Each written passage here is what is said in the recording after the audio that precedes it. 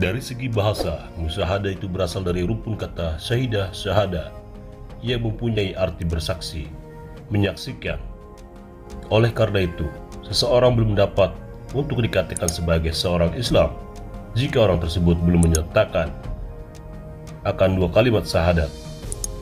Di dalam bermusyahadah ini juga sangatlah dibutuhkan, sebab segala peristiwa atau kejadian itu yang pertama ditanyakan adalah adanya penyaksian atau saksi. Untuk penyaksian ini lebih tinggi tingkatannya dari yang kedua tadi. Akan tetapi kata musyahadah di sini berarti penyaksian, yang berartikan bahwa suatu pandangan batin sebagai suatu penyaksian yang tidak diragukan lagi.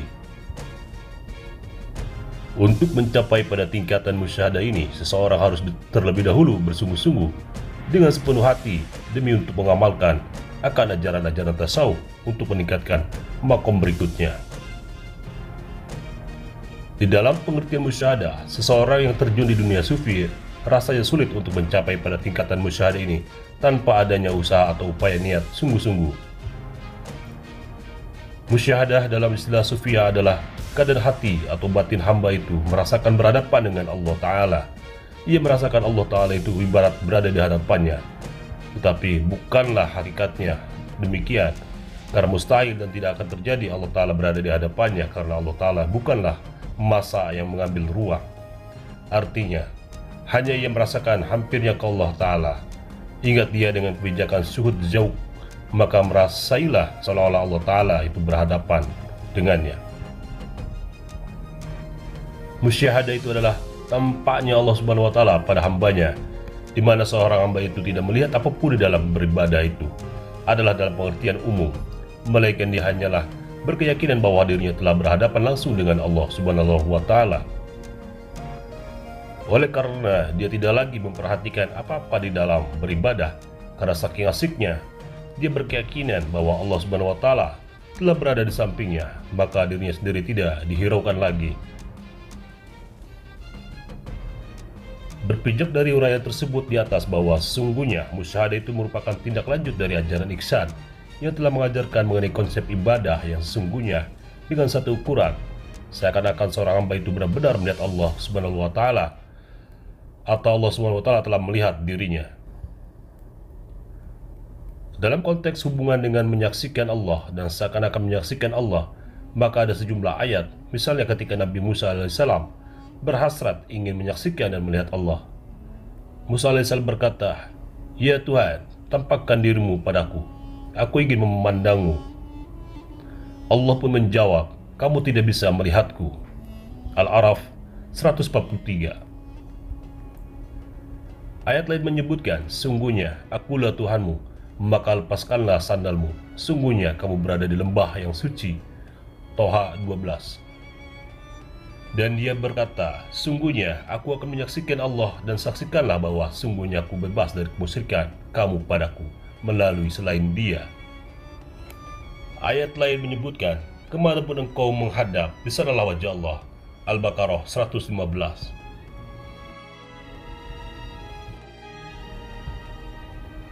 "Sesungguhnya aku hadapkan wajahku kepada zat yang menciptakan langit dan bumi dengan penuh kepatuhan." Al-An'am 79.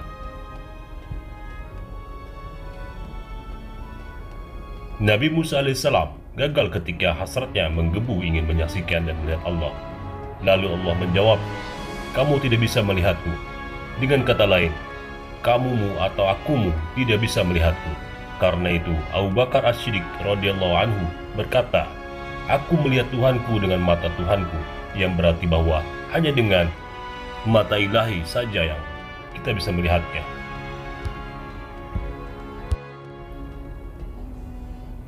Dimaksud dengan mata ilahi adalah mata hati kita yang diberi hidayah dan inayah oleh Allah Subhanahu wa Ta'ala untuk terbuka, dan senantiasa di sana hanya wajah Allah yang tampak, sebagaimana dalam Al-Quran Ibnu Athaillah menggambarkan secara bijak.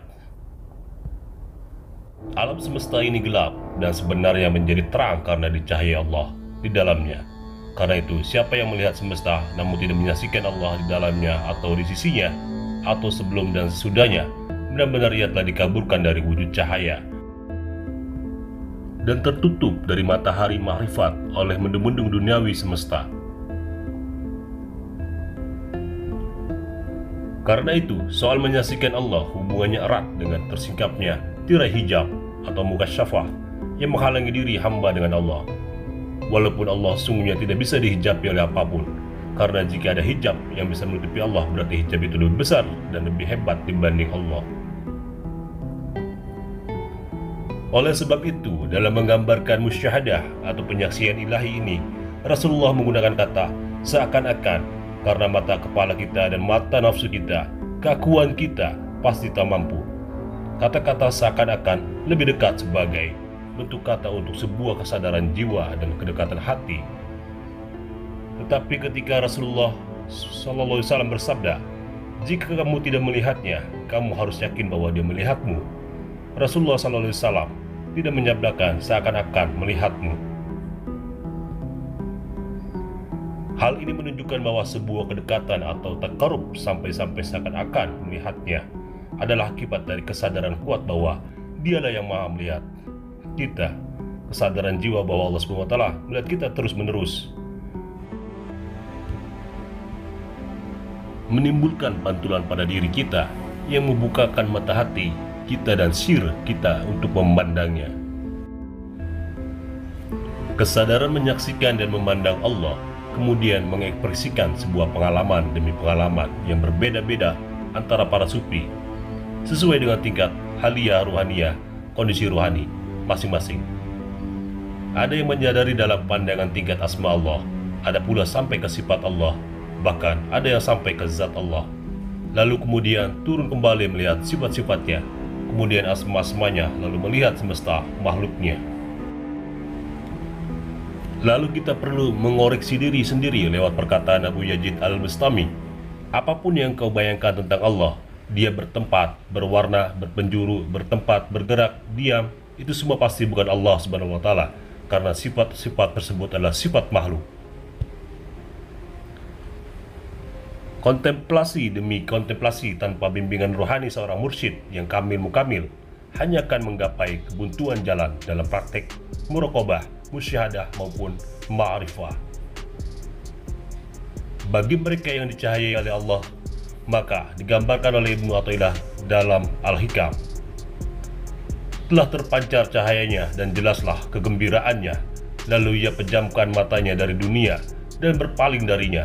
Sama sekali dunia bukan tempat tinggal dan bukan tempat ketentraman, namun ia jiwanya bangkit di dalam dunia itu semata menuju Allah Ta'ala, berjalan di dalamnya sembari memohon pertolongan dari Allah untuk datang kepada Allah Subhanahu wa Ta'ala. Hamparan tekadnya tak pernah terhenti dan selamanya berjalan sampai lunglai di hadapan Hadratul Quds dan hamparan kemesraan dengannya sebagai tempat mufatahah, muwajahah, mujalasah, muhadasah, musyahadah, dan mutala'ah. Ibnu Athaillah menyebutkan 6 hal dalam soal hubungan hamba dengan Allah di hadapan Allah yang harus dimaknai dengan rasa terdalam untuk memahami dan membedakan satu dengan yang lain. Bukan dengan pikiran. Mufatahah artinya permulaan hamba menghadapnya di hamparan remuk redam dirinya dan munajat. Lalu Allah membukakan tirai hakikat asma, sifat dan keagungan zatnya agar hamba luruh di sana dan lupa dari segala yang ada bersamanya.